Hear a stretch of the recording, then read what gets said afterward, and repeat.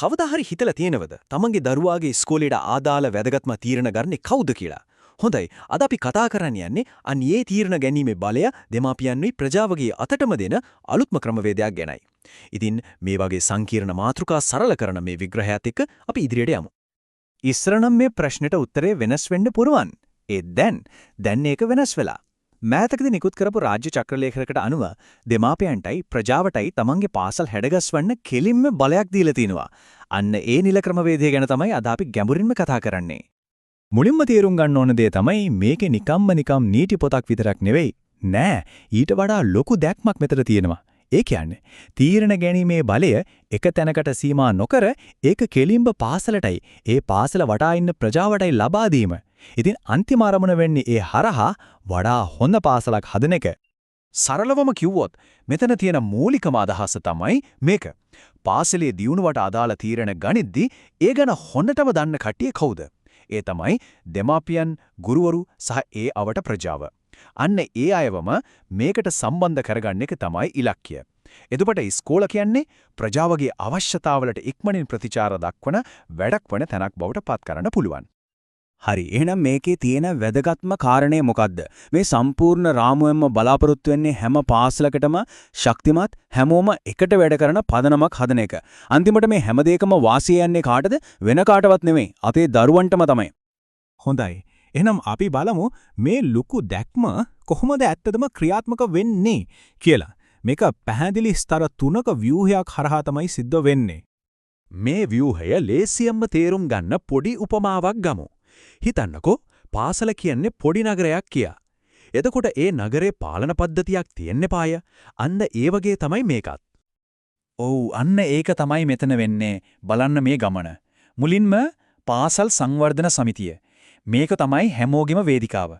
දෙමාපියන්, ගුරුවරු, ආදි ශිෂ්‍යයන් හැමෝගෙම අදහස් එන්නේ මෙතනට. ඊළඟට විධායක කමිටුව. ඒ කියන්නේ තීරණ ගන්න කට්ටිය. එයාලා අර අදහස් ටික අරගෙන සැලසුම් හදනවා. අන්තිමටම කළමනාකරණ කමිටුව. මෙයාලා තමයි වැඩකාරයෝ. අර හදපු සැලසුම් ක්‍රියාවට නංවන්නේ මේ කණ්ඩායම. හරි. එතකොට කවුද මේ තීරණ ඇත්තටම ගන්නෙ? ඒ තමයි විධායක කමිටුව. මේක තමයි මුළු පද්ධතියම හදවත වගේ. වැදගත්ම දේ තමයි මේකේ ඉන්නේ එක පාර්ශවයක් විතරක් නෙවෙයි. විදුහල්පති, ගුරුවරු, දෙමාපියන්, ආදි ශිෂ්‍යයන් මේ හැමෝගෙම නියෝජනයක් මෙතන තියෙනවා.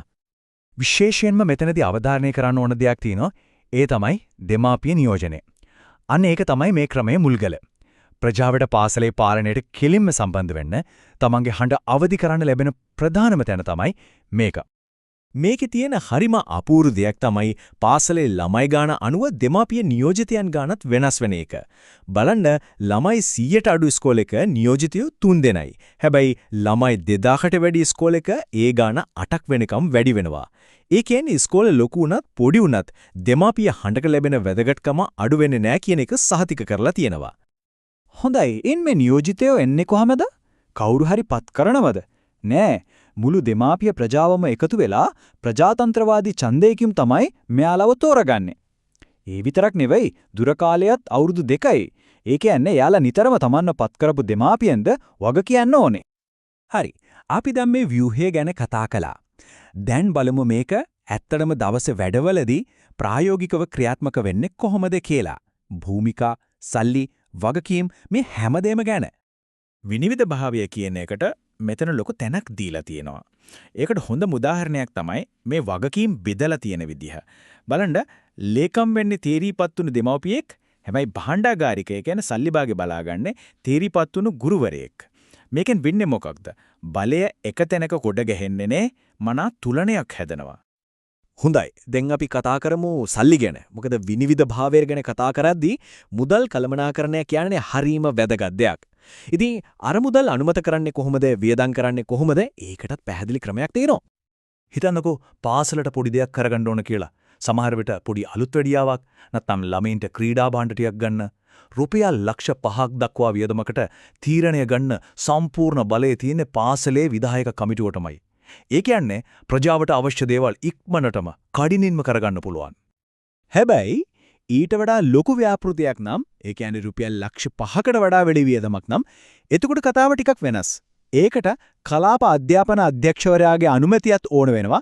ඒකෙන් වෙන්නේ පාසලේ ලොකු මුදල් ප්‍රමාණයක් වියදම් කරද්දී ඒක නිවැරදිව කරනවද කියලා තවත් ඉහළ අධීක්ෂණයක් ලැබෙන එක. ඉතින් මේ සම්පූර්ණ සිස්ටම් එක වග කියන එකක් වෙන්නේ කොහොමද? බලන්න මෙතන ආරක්ෂක ස්තර කිහිපයක්ම තියෙනවා. එකක් තමයි සමාජ විගණනය.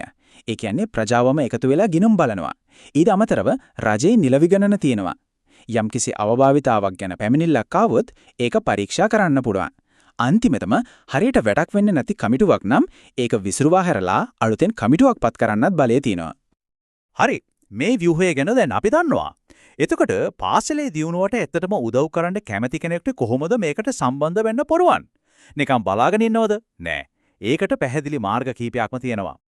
මතක තියාගන්න මේ සම්පූර්ණ ක්‍රමයේ මේ සාර්ථකත්වයේ තීරණය වෙන්නේ ප්‍රජාවගේ සහභාගීත්වය මත. ඒක තමයි මේකේ යතුරු. හොඳයි එනම් මෙන්න කරන්න පුළුවන් දේවල් 4ක්. එක හැම අවුරුද්දකම මාර්තු 31ට කලින් තියෙන වාර්ෂික මහා සභා රැස්වීමට අනිවාර්යයෙන්ම යන්න. 2. විධායක කමිටුවට දෙමාපිය නියෝජිතයෝ තෝරද්දී තමන්ගේ ඡන්දය පාවිච්චි කරන්න. 3. පුළුවන් නම් ලේකම් වගේ තනතුරකට ඉදිරිපත් වෙන්න. 4. තමන්ට විශේෂ හැකියාවක් තියෙනවා නම් ඒක පාසලේ ව්‍යාපෘතියකට යොදවන්න. මේවා තමයි ඇත්තටම වෙනසක් කරන්න පුළුවන් ක්‍රම. ඉතින් මේ ක්‍රමය ගැන දැනගත්තා කියලන්නේ බලයක් අතට ගත්තා වගේ දෙයක්. ඒක පාසලේ අනාගතය හොඳ අතට හරවන්න ලැබෙන ලොකු අවස්ථාවක්. දැන් තියෙන ප්‍රශ්නේ තමයි ඒ බලය, ඒ දැනුම සිසුන් වෙනුවෙන් මුළු ප්‍රජාවම වෙනුවෙන් පාවිච්චි කරන්නේ කොහොමද කියන එක. මොකද තීරණය දැන් තියෙන්නේ ප්‍රජාව අතේ.